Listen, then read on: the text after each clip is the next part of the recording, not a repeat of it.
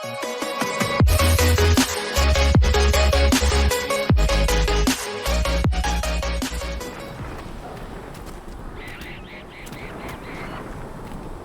we going to have new verses in the Chant of Light now?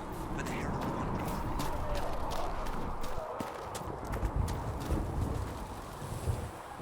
So, now that Cassandra's out of earshot, are you holding up all right? I mean, you go from being the most wanted criminal in Thedas to joining the armies of the faithful. Most people would have spread that out over more than one day.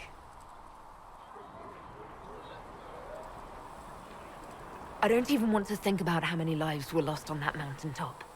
A lot of good men and women didn't make it out of there. For days now, we've been staring at the breach, watching demons and maker knows what fall out of it. Bad for morale would be an understatement. I still can't believe anyone was in there and lived. If it was that bad, why did you stay? Cassandra said you were free to go. I like to think I'm as selfish and irresponsible as the next guy, but this...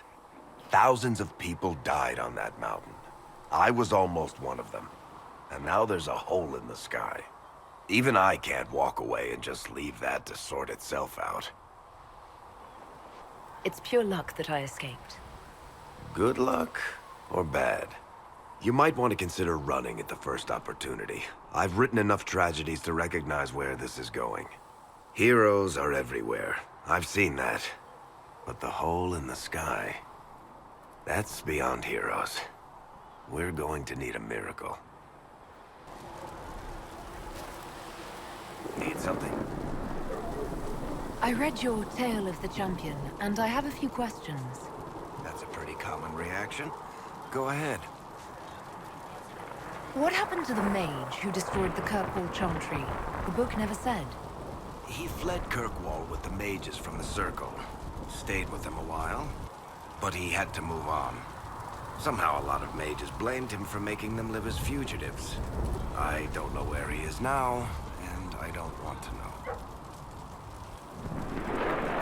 In the book, you say that first Enchanter Orsino turned himself into a giant monster made of corpses. How? Why? Do I look like an expert on magical weirdness to you? Well, I can't tell you how. For the why, all I can say is he was desperate. There's no way Hawk really could have killed the Arishok. It would have started a war with the Kunari. I was told later that the Kunari disavowed his actions. Apparently the Arishok didn't get permission before he attacked Kirkwall, and the Qun didn't want another exalted march. When they finally sent a ship to haul the wrecked dreadnought away, they just said, "We will never speak of this again." As far as I can tell, that's the Qun's version of an apology. Where are the rest of Hawk's associates now? Meryl decided to look after the elves left homeless by the fighting. She's done a pretty good job of keeping them away from the mages and Templars, so far. I guess she has plenty of practice avoiding stupid human battles with her own Danish clan. Fenris has kept himself busy, hunting down the Tevinter slavers who came south to prey on the refugees. I'm not sure exactly where he is at the moment. You can usually follow the trail of corpses, though. Isabella went back to the Raiders. She's calling herself an admiral now. I don't know if she's actually in charge or just has a really big hat. Might be the same thing, honestly. Sebastian went back to Starkhaven. I'm sure he's boring all sorts of people there. Hawk's little sister is in the Free Marches, helping some of the other survivors from the Kirkwall Circle. Aveline is still guard captain. I'm pretty sure Kirkwall would fall into the sea if she quit her job. Need something? Can I ask you something, Varric? You want to talk about me? I'm flattered. Also inclined toward extravagant lies. Are you from Ferelden? Olay? Free Marches, born and raised in Kirkwall. And despite whatever you've heard, no, Kirkwall's not that bad. I'm not clear on your line of work. You're a merchant? I'm a businessman. My family has a seat in the Dwarven Merchants Guild. Merchants buy and sell goods. Businessmen buy and sell stores. In my spare time, I manage a spy network, and occasionally, I write books. If you've run a spy network, why is Leliana our spy master? To be honest with you, she's just a better spy master. The truly great ones can keep their distance. They don't get attached to their people. Me, I always wind up babysitting my informants and worrying about their families. We're in better hands with her. You're an author. What kind of books have you written? I've tried my hands at a few genres. My crime serials are my most popular. Hard in Hightown, guards breaking the rules to get things done. The Tale of the Champion is the most famous thing I've written, or infamous maybe. I started a romance serial once, Swords and Shields, but to be honest, I don't have a knack for romances. Most of my stories end in tragedy. Probably that says something unfortunate about me personally. What sort of shops do you own? Actually, we don't own shops. That was just an example. Mostly we invest in moneylenders. Auction houses, a few mercenary companies, a couple of smithies. I think we own half a bee plantation in Ravine somewhere. Most of that's my brother's doing. Bartrand had business sense. Not much tact, but loads of business sense. How do you and Cassandra know each other? You heard about the Kirkwall Chantry being destroyed? The guy responsible used to be a friend of mine. The Seeker had questions about that, and I had answers. Where did you get that crossbow? I've never seen one like it. Bianca, she's one of a kind. Funny story. I bought a salvage ship and found her locked in a dragonbone reinforced chest in the hold. I broke 36 lockpicks and blunted 9 saws opening that trunk, but it was worth it. Who is she named for? I can't tell you. And the reason for that is? Complicated. It's the one story I'll never tell. We just have to leave it at that. Thanks, Varric. No problem. Need something? The red lyrium we found at the temple seemed to upset you. My brother Bartrand and I sort of discovered red lyrium during an expedition in the Deep Roads. We located an ancient thaig, so old it barely looked dwarven. There was this idol there made of it. Bartrand brought it back to the surface, and, well, everything's gone downhill from there. So what is it? Just another kind of lyrium? The red stuff is lyrium like a dragon is a lizard. It's not just a different color. It has a whole host of weirdness all its own. I've written to every mining cast house in Orzammar. No one's seen this stuff before or knows where it came from. What makes it special? Regular lyrium can mess you up pretty badly, but you have to ingest it for that to happen. Red lyrium messes with your mind when you're just near the stuff. You hear singing, get violent, paranoid, and then it does creepy shit. Makes things float, brings statues to life. It also turned Kirkwall's Knight Commander to lyrium. Everyone's been kept at least 100 paces from it since. How did the red lyrium get in the Temple of Sacred Ashes? I don't know. So as far as I knew, the only piece to make it to the surface was destroyed. And the location of the thaig it came from is a secret. Did someone find more of it in the Deep Roads? That's not a cheery thought. I think that's enough on red lyrium. Yeah, not really my favorite subject.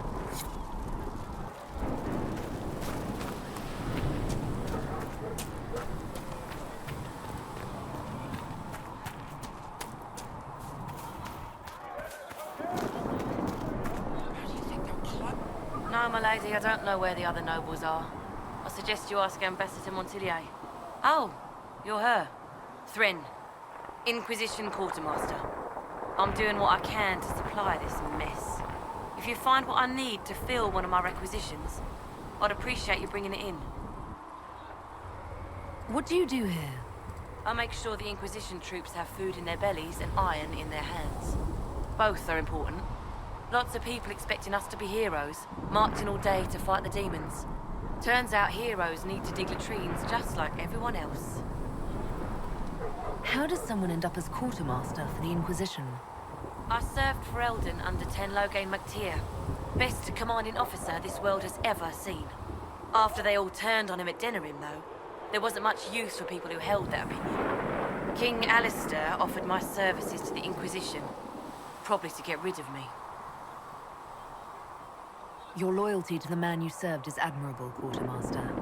Thank you. A lot of people seem to think they know what happened at Ostagar, but I was there. Turn Loghain never betrayed his king.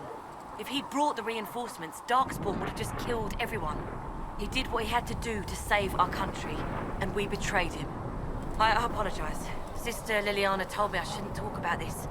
Just forget it. What did you mean when you mentioned requisitions? I'm making this Inquisition run with what we have, but we're not a real army. We're stretched thin on materials, so I've put up a requisition list for anything that could help our people. Here, take a look. You find some iron and a good login site, maybe Harriet can get our troops better weapons. If I have material for a special order, do I bring it to you? Just take it over there. One of my boys will take the materials or jot down what you found. Farewell. Make her go with you. Beans and bread, and I can keep everyone here fat and happy for as long as it takes.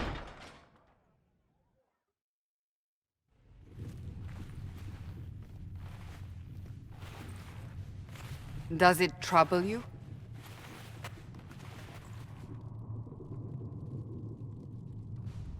It's stopped spreading, and it doesn't hurt. We take our victories where we can. What's important is that your mark is now stable, as is the breach. You've given us time, and Solas believes a second attempt might succeed, provided the mark has more power. The same level of power used to open the breach in the first place. That is not easy to come by. Couldn't that kind of power just make things worse? And people call me a pessimist.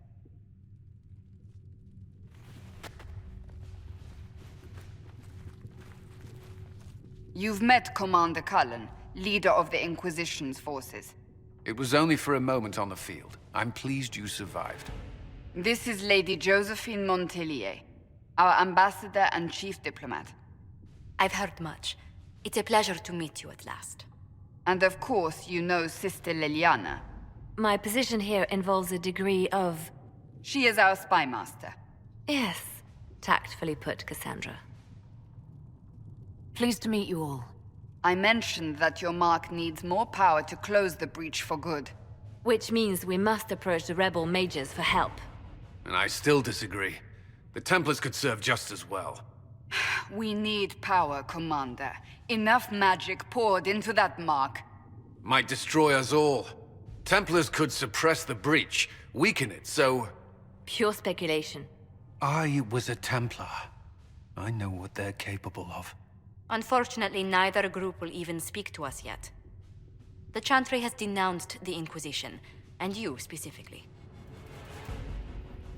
They still think I'm guilty. That is not the entirety of it any longer. Some are calling you the Herald of Andraste, and that frightens the Chantry. The remaining clerics have declared it blasphemy, and we, heretics, for harboring you. Chancellor Roderick's doing, no doubt. It limits our options. Approaching the mages or Templars for help is currently out of the question. Just how am I the Herald of Andraste? People saw what you did at the temple, how you stopped the breach from growing. They have also heard about the woman seen in the rift when we first found you. They believe that was Andraste. Even if we tried to stop that view from spreading... Which we have not. The point is, everyone is talking about you. It's quite the title, isn't it? How do you feel about that? I'm not sure how I should feel. The Chantry has decided that for you, it seems. People are desperate for a sign of hope. For some, you're that sign. And to others, a symbol of everything that's gone wrong. Will the Chantry attack us? With what? They have only words at their disposal. And yet, they may bury us with them. There is something you can do. A Chantry cleric by the name of Mother Giselle has asked to speak to you. She is not far, and knows those involved far better than I. Her assistance could be invaluable. I'll see what she has to say. You will find Mother Giselle tending to the wounded in the hinterlands near Redcliffe. Look for other opportunities to expand the Inquisition's influence while you're there. We need agents to extend our reach beyond this valley, and you're better suited than anyone to recruit them. In the meantime, let's think of other options. I won't leave this all to the Herald.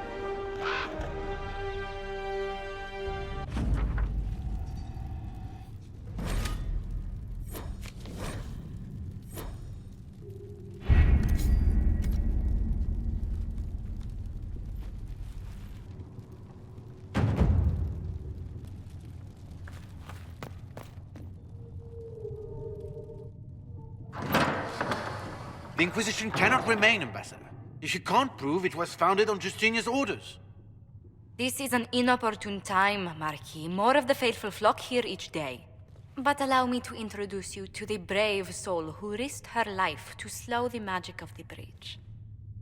Sir Trevelyan, may I present the Marquis d'Aurelion, one of Divine Justinia's greatest supporters. And the rightful owner of Haven. House d'Aurelion lent Justinia these lands for pilgrimage. This Inquisition is not a beneficiary of this arrangement. This is the first I've heard of Haven having an owner outside the Chantry. My wife, Lady Machin of Denerim, has claimed to Haven by ancient treaty with the monarchs of Ferelden. We were honored to lend its use to Divine Justinia. She was a woman of supreme merit. I will not let an upstart order remain on her holy grounds. People have been injured. You can't just turn them out onto the snow. And who benefits if they stay? Divine Justinia, Marquis. The Inquisition, not the Chantry, is sheltering the pilgrims who mourn her. Why is the Chantry ignoring the faithful? Because it remains in shock.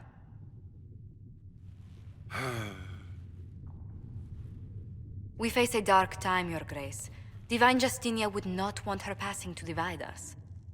She would, in fact, trust us to forge new alliances to the benefit of all, no matter how strange they might seem.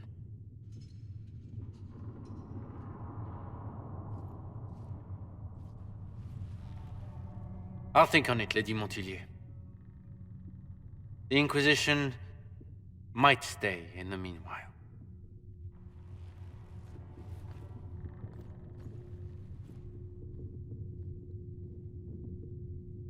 Do the d'Aurelions actually have a claim on this place? His Grace's position is not so strong as he presents it. Despite their Ferelden relations, the d'Aurelions are our legion. If the Marquis wishes to claim Haven, Empress Selene must negotiate with the Ferelden on his behalf. Her current concerns are a bit larger than minor property disputes. I apologize for the intrusion. I didn't realize you were meeting with the Marquis. You did little harm. In truth, the debate was most beneficial as practice for those to come. You expect more people in Haven? Undoubtedly. And each visitor will spread the story of the Inquisition after they depart. An ambassador should ensure the tale is as complimentary as possible.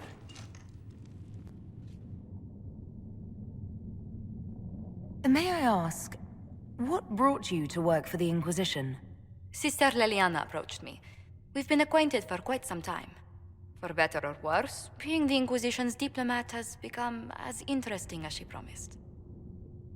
What sort of dealings have you had with nobility? For some years, I was the royally appointed court ambassador from Antiva to Orlais. The nobility of Thedas is a rather singular sphere. Those I'm not acquainted with, I know through reputation.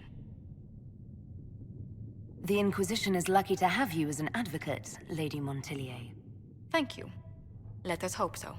Thedas's politics have become agitated as of late. I hope to guide us down smoother paths. But please excuse me. I've much work to do before the day is done.